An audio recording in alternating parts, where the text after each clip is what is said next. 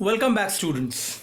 Now we are going to learn about the three different mindsets of the people in the society, or we can say the three different groups of people in the society: the liberals, the radicals, and the conservatives. Let's see how these people were differ from each other in their ideas, values, etc. Let's see. First, we will go with the liberals. Liberals were the people who wanted a nation which tolerated all religion. Okay. Now, they also wanted that the dynastic rule must be eradicated. So they were against the privileged classes. So they opposed dynastic rule. In fact, they wanted that dynastic rule must be eradicated.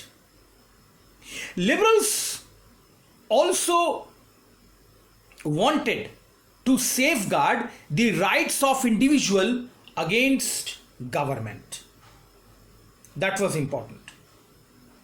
They also argued for a representative elected parliamentary government subjected to law, interpreted by a well-trained judiciary that was independent of rulers and official.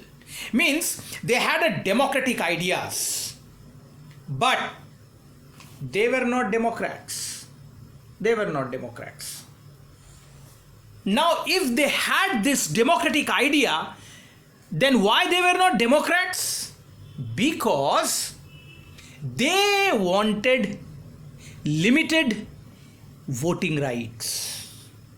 They never supported universal adult franchisee. Rather, they supported that propertied section. Propertied section means the rich people should have only the right to vote. In this way, they were not democrats. So these were the liberals.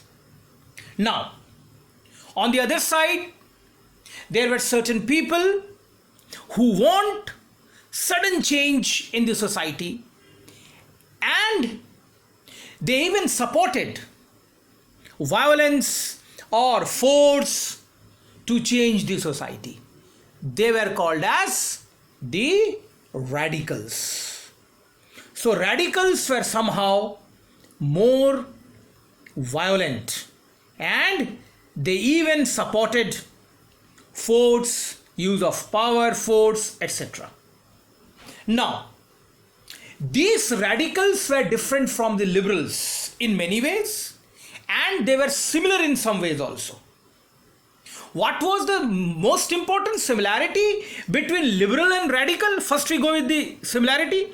The most important similarity was radicals also opposed, like liberals, they also opposed the privileged classes.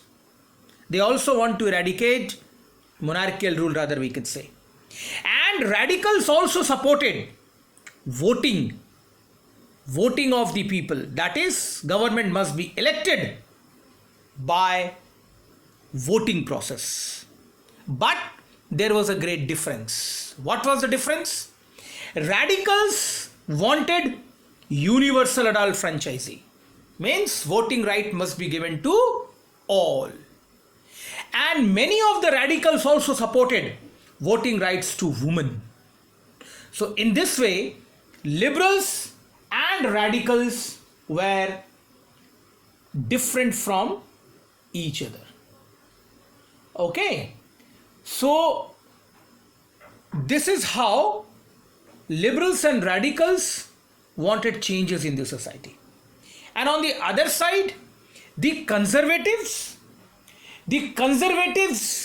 opposed liberals and radicals.